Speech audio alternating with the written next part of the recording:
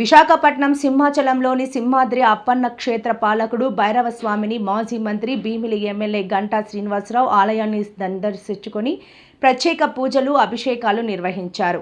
ఈ ఆలయంపై గత కొన్నేళ్లుగా దేవస్థానానికి ఫారెస్ట్ డిపార్ట్మెంట్కి వివాదం నడుస్తోంది.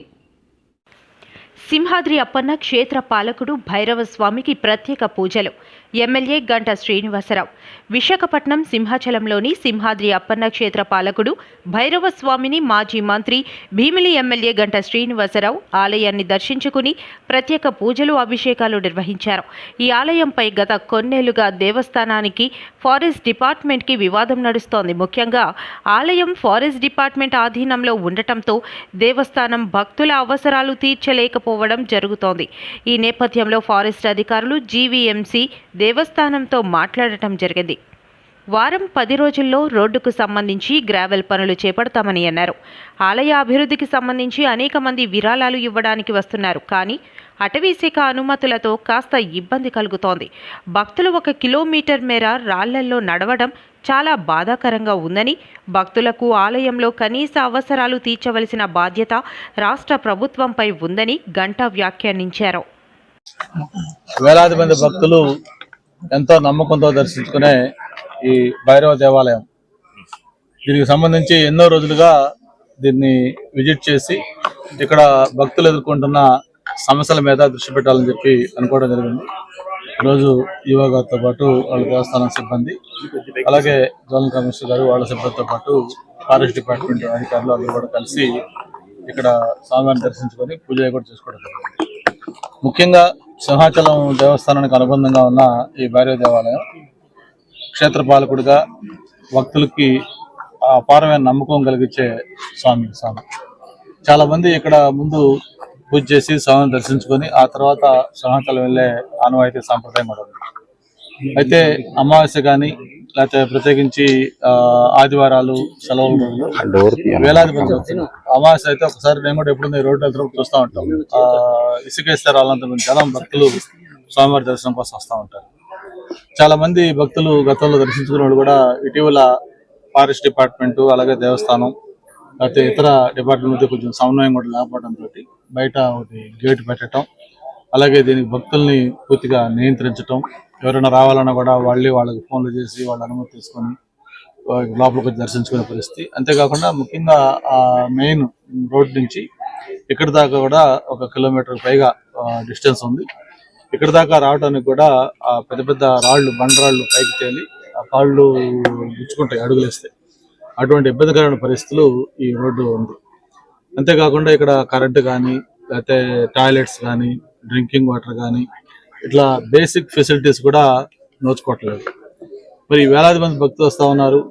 మరి ఇంత నమ్మకం ఉన్న దేవాలయాన్ని అభివృద్ధి చేయాలంటే ప్రధానంగా ఇది ఒక వైల్డ్ లైఫ్ యాక్ట్ ప్రకారం లేకపోతే ఫారెస్ట్ వాళ్ళ రూల్స్ ప్రకారం కొన్ని ఇబ్బందులు ఉన్నందువల్ల వాటిని మేము చేయలేకపోతున్నాం అనేది ఒక పక్క అధికారులు కూడా చెప్తా ఉన్నారు. అయితే ఇటీవల మనం జరిగిన డెవలప్మెంట్ చూస్తా ఉన్నాం. ప్రత్యేకించి ముఖ్యమంత్రి గారు కూడా మొన్న జరిగిన కలెక్టర్ల సమావేశంలో ఫారెస్ట్ డిపార్ట్మెంట్కి స్పష్టంగా ఒక ఆదేశాలు కూడా ఇవ్వడం జరిగింది. ఫారెస్ట్ రూల్స్ డెఫినెట్గా మనం ప్రొటెక్ట్ చేద్దాం, గౌరవిద్దాం. But at the same time ఏదైనా పబ్లిక్ ఇబ్బంది కలిగించకుండా, వాళ్ళ మనోభావాలు దెబ్బతినకుండా, వాళ్ళ సెంటిమెంట్స్ని గౌరవించే విధంగా మనం కోఆపరేట్ చేయాల్సిన అవసరం ఉంది. ఆ విధంగా మీరు చేయకపోతే మీకు ఏమైనా ఇబ్బంది అయితే నా దగ్గర తీసుకోవాలంటే నేను దాన్ని అనుమతిస్తానని చెప్పిన కూడా ముఖ్యమంత్రి గారు చాలా స్పష్టంగా చెప్పడం జరిగింది. అప్పుడు ఇక్కడ ఎవరో నేను ఈవో గారో జెడ్సీ గారో లేదా ఒక ఇండివిజువల్ ఇల్లు కట్టుకోవటం లేకపోతే ఏదైనా ఫారెస్ట్ భూమి ఎంక్రోచ్ చేసి ఏమైనా చేస్తే దాన్ని డెఫినెట్గా అందరూ మనం ఖండించాలి. ఒక దేవాలయం ఇది ఎన్నో ఏళ్లుగా ఎన్నో రోజులుగా ఇక్కడ స్వామివారు ఉన్నారు, స్వయంభూ అంటారు, భక్తులు వేలాది మందిగా వస్తా ఉన్నారు. విపరీతమైన నమ్మకం, సెంటిమెంట్ పెరిగింది. ఇప్పుడు మనం ఏం చేసినా కూడా భక్తుల రాకను మనం నియంత్రించలేము, వాళ్ళని ఆపేయలేం.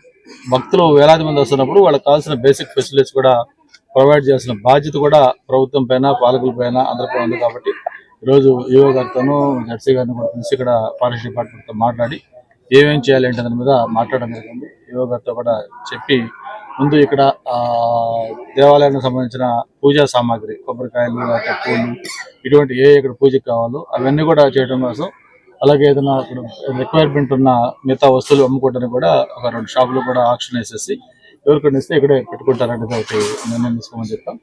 దాంతోపాటు టాయిలెట్స్ టెంపరీగా పెట్టడం, దాంతోపాటు పవర్ కూడా కనెక్షన్ లేదంటా ఉన్నారు. దానికి సంబంధించి అదొకటి. ఈ రోడ్డు ప్రధానంగా ఏదైతే ఉందో రోడ్డుకు సంబంధించి నేను ఇప్పుడే చెప్పడం జరిగింది. మీరు అనుమతులైన అప్లై చేసుకోండి, బట్ మనం ఒక 1 వీక్ 10 days ఈ రోడ్డు అనేది మనం స్టార్ట్ చేద్దాం. అట్లీస్ట్ ముందు దాన్ని నునుపు చేసి ఒక ఏదైనా మిషన్ పెట్టి మొత్తం అంతా లెవెల్ చేసేసి భక్తులు నడిచొచ్చే వాళ్ళకి ఇబ్బంది లేకుండా ఆ తేలిన రాళ్ళను గేళ్ళంతా కూడా లెవెల్ చేసి దానిపైన ఈ స్లాగా లేకపోతే ఏదైనా ఇంకోట వేసి భక్తులకు అన్నిటికుండే విధంగా రోడ్డు ఒకటి వెంటనే వేయాలనేది కూడా ఒకటి నిర్ణయం తీసుకోగలిగింది.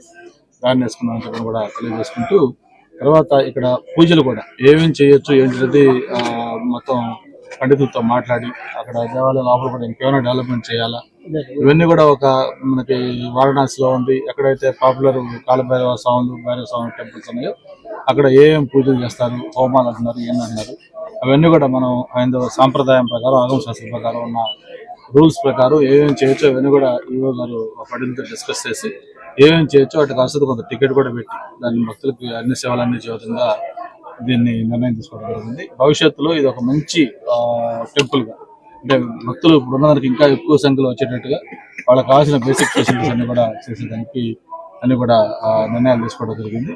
చాలా మంది డోనర్స్ కూడా ముందుకు వస్తా ఉన్నారు. ఇక్కడ పైన ఉన్న ఇది కానీ అయితే ఇక్కడ చాలా బ్యాటరీ కార్లు కానీ ఇటువంటి కూడా వస్తామని డోనర్స్ వచ్చారు.